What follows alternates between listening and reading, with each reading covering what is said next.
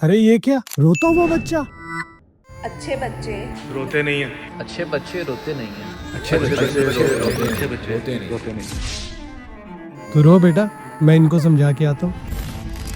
वो कहते हैं कि अगर तुम रोते हो तो तुम वीक हो, लेकिन अगर तुम रोते हुए इस दुनिया में आते हो तो ये इस बात का सबूत है कि तुम जिंदा हो। I am confused actually. जो पहली चीज ये प्रूव करती है कि I am a living being, वो रोना है। हाउ स्ट्रेंज ना, लेकिन जनाब इस मुआशरे में रोना जुर्म है, कमजोरी की अलामत है। सच अ पुअर सोल।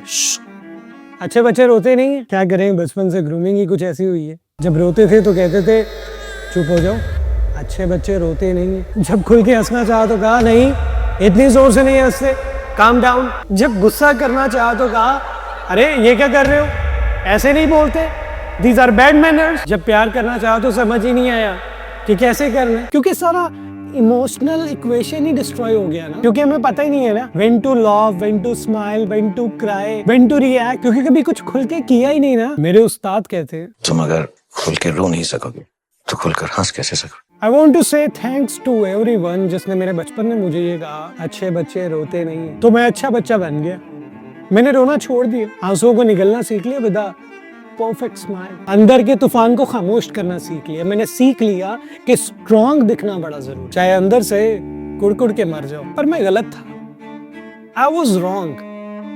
मुझे अब पता चला इमोशंस को प्रोसेस करना और एक्सप्रेस करना ब्रेन के प्री फ्रंटल कॉर्टेक्स को ट्रेन करता है, जो कि डिसीजन मेकिंग, प्रॉब्लम सॉल्विंग और इमोशनल रेगुलेशन के लिए रिस्पॉन्सिबल होता है। आसान अल्फाज में बात करें तो रियल स्ट्रेंथ ये है कि तुम अपने इमोशंस को फील करो, एक्सेप्ट करो और मैनेज करो। इमोशनल इंटेलिजेंट बनो, ना कि एक खोखले स्माइल लेके अपने अंदर सब डैमेज कर दो। वो शुजा हैदर कहते हैं दर्द ही क्यों सिखा रहा है कैसे जीते है जिंदगी, दर्द अपना दवा समझ तू ना समझ इसे बेबस। तो भैया दर्द इज इम्पोर्टेंट, आंसू इज इम्पोर्टेंट, रोना इज इम्पोर्टेंट, तभी तो यू फील अलाइव। जो भी मुझे सुन रहे हैं, अगर आप जिंदगी में कभी भी शदीद पेन, स्ट्रेस या हार्ट ब्रेक के बाद रोए हो, सो यू कैन रिलेट। रोने के बाद कितना हल्का महसूस होता है ना, एकदम सुकून सा आ जाता है, आपका मूड ही एलिवेट हो जाता है। आई बिलीव रोना इज थेरेपी, इट हील्स मी।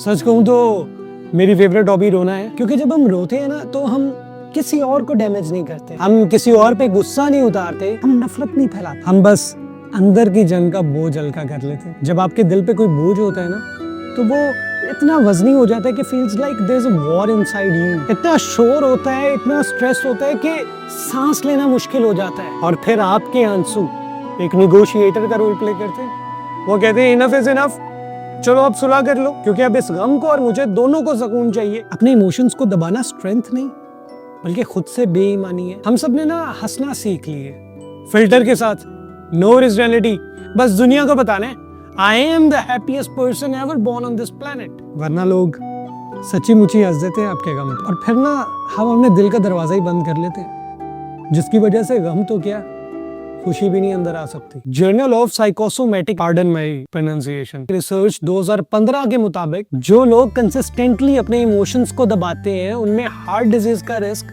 ज्यादा हो जाता है। इमोशंस को सप्रेस करने से बॉडी का इम्यून रिस्पॉन्स कमजोर हो सकता है। साइकोलॉजी के एक्सपर्ट्स भी यही कहते हैं, जो लोग खुल के रो सकते हैं और अपना दर्द शेयर कर सकते हैं वो इमोशनली रेजिलिएंट और मेंटली स्ट्रांग होते हैं। Even Rumi says try to accept the tears that fall for they water the seeds of your soul. Exactly.